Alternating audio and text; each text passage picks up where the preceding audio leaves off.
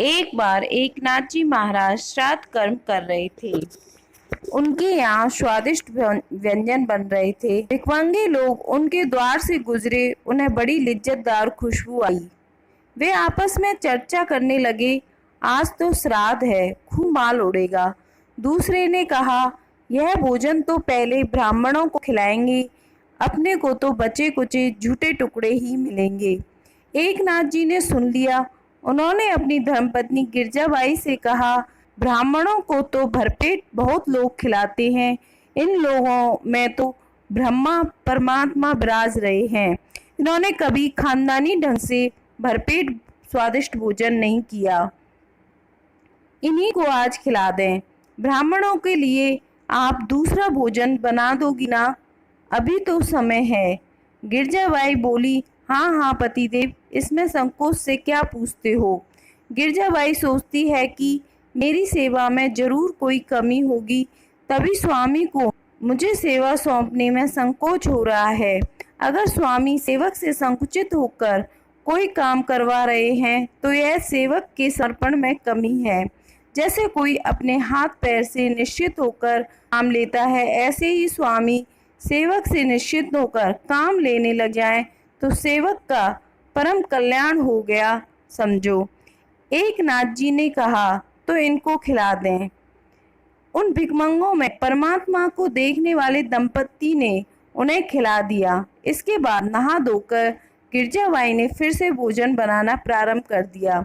अभी 10 ही बजे थे, मगर सारे गांव में खबर फैल गई कि जो भोजन ब्राह्मणों के लिए बना था वह भिखमंगों को खिला दिया गया है। गिरजाबाई फिर से भोजन बना रही है। सब लोग अपने अपने विचार के होते हैं। जो उद्दंड ब्राह्मण थे, उन्होंने लोगों को भड़काया कि यह ब्राह्मणों का घोर अपमान है। श्राद्ध के लिए बनाया गया भोजन ऐसे मलेच्छ लोगों को खिला दिया गया जो कि ना तो नहाते धोते हैं और मैले कपड़े पहनते हैं, शरीर से बदबू आती है। हमारे लिए भोजन अब बनेगा, हम झूठन खाएंगे, पहले वे खाएं और बाद में हम खाएं। हम अपने इस अपमान का बदला लेंगे। तत्काल ब्राह्मणों की आपातकालीन बैठक बुलाई गई। पूरा गांव एक तरफ हो गया। निर्णय लिया गया कि एक नाथ जी के यहाँ श्राद्ध कर्म में कोई नहीं जाएगा, भोजन करने वाला कोई नहीं जाएगा, ताकि इनके पितृ नरक में पड़े और इनका कुल बर्बाद हो। एक नाथ जी के घर द्वार पर लठधारी 2 ब्राह्मण युवक खड़े हो गए। इधर गिरजाबाई ने भोजन तैयार कर दिया। एक नाथ जी ने देखा कि ये लोग किसी को आने देने वाले नहीं हैं, तो क्या किया जाए।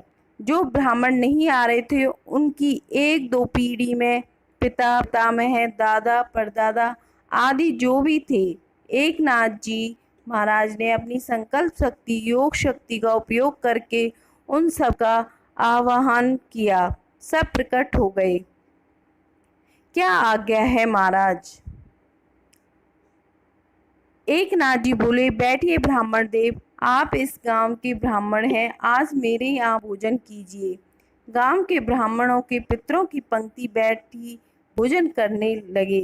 हस्त प्रक्षालन आचमन आदि पर गाए जाने वाले श्लोकों से एक नाथ जी का आंगन गूंज उठा। जो 2 ब्राह्मण लठ लेकर बाहर खड़े थे, वे आवाज सुनकर चौंके। उन्होंने सोचा, हमने तो किसी ब्राह्मण को अंदर जाने नहीं दिया। दरवाजे की दरार से भीतर देखा तो वे दंग रह गए। अंदर तो ब्राह्मणों की लंबी पंक्ति लगी है, भोजन हो रहा है। जब उन्होंने ध्यान से देखा तो पता चला कि अरे यह क्या, ये तो मेरे दादा हैं, वो मेरे नाना हैं, वे उसके परदादा। दोनों भागे भागे गांव के ब्राह्मणों को खबर करने लगे। उन्होंने कहा, हमारे और तुम्हारे बाप दादा परदादा नाना चाचा इत्यादि सब पितृलोक से इधर आ गए हैं। एक नाथ जी के आंगन में श्राद्ध कर्म अब भोजन पा रहे हैं।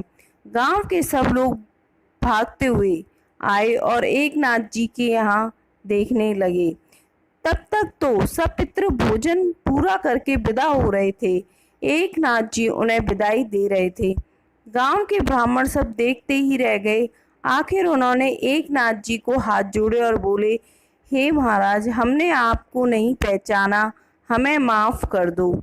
इस प्रकार गांव के ब्राह्मणों एवं एकनाथ जी के बीच समझौता हो गया। नक्षत्र और ग्रहों को उनकी जगह से हटाकर अपनी इच्छा अनुसार गेंद की तरह घुमा सकते हैं।